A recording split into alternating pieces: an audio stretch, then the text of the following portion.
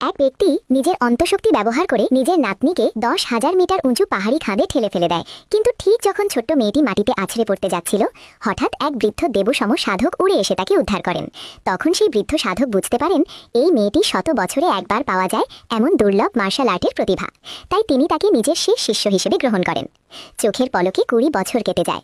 দুজন বৃদ্ধ সাধকের শিক্ষায় একসময়ের অকেজো বলে অবহেলিত মেয়েটি এখন সারা দুনিয়ায় অপ্রতিদ্বন্দ্বী এক মার্শাল আর্ট মহাগুরুতে পরিণত হয়। এমনকি তার দুই গুরু একসাথে আক্রমণ করলেও তাকে হারাতে পারেন না। তার তরবারির কৌশল চূড়ান্ত শিখরে পৌঁছায়। গুরুরা শুধু শত বছরের অন্তঃশক্তিই তাকে দান করেননি, বরং বিদায়ের সময় তাকে এক বিশাল ধন তলোয়ারও উপহার দেন। তারপরই আদেশ দেন, এখনই পাহাড় থেকে নেমে মায়ের জন্য ন্যায় বিচার আদায় করো। কারণ 20 বছর আগে শুধু পরিবারের গোপন কুংফু চুপি চুপি শেখার অপরাধে তার মায়ের হাত পায়ের রক কেটে দিয়েছিল। এমনকি মেয়েটিকেও তার দাদু এক আঘাতে অতল খাদে ফেলে দিয়েছিল। আজ সে অর্জন করেছে অতুলনীয় শক্তি। তাই স্বাভাবিকভাবেই সে পরিবারের সঙ্গে সব হিসাব ফিরিয়ে দেবে। কিন্তু সে বাড়ি ফিরেই দেখে তার শত্রুরা তার সবচেয়ে আদরের দাদিকে নির্যাতন করছে। ভাগ্যক্রমে ছোট চাচা দ্রুত এগিয়ে এসে শত্রুর বিশাল তরবারির আঘাত ঠেকিয়ে দেন। নারী বা বৃদ্ধকে মারতে পারলে সেটাকে সাহস বলে না, তোমার আসল প্রতিপক্ষ আমি। কিন্তু ছোট চাচার সঙ্গে পুরনো কথা বলার আগেই শত্রুর প্রচণ্ড আক্রমণে অবশেষে তিনি এক আঘাতে মাটিতে লুটিয়ে পড়েন।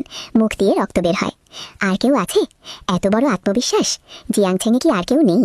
শত্রুর এই কথা শুনে আর সবচেয়ে প্রিয় ছোট চাচাকে গুরুতর অবস্থায় দেখে মেয়েটি আর নিজেকে ধরে রাখতে পারে না। পরিবারের সঙ্গে হিসাবের আগেই সে সম্পূর্ণরূপে ক্ষোভে ফেটে পড়ে। সে সঙ্গে সঙ্গে নিজের সমস্ত অন্তঃশক্তি একত্র করে, শূন্য থেকে আহ্বান করে গুরুর দেওয়া অমূল্য ভারী তরোয়ারি, আর প্রস্তুত হয় সেই অহংকারী শত্রুটিকে দুটুকরো করে ফেলতে।